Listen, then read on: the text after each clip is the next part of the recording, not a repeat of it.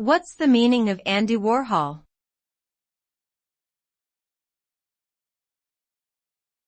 Andy Warhol.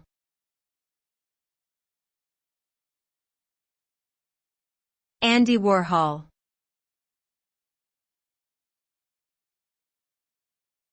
Andy Warhol.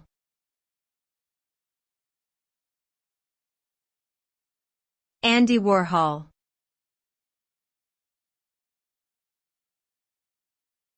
Andy Warhol.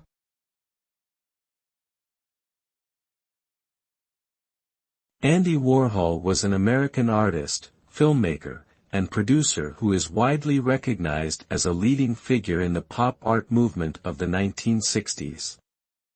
Warhol became famous for his paintings of American icons such as Campbell's soup cans, Marilyn Monroe, and Elvis Presley.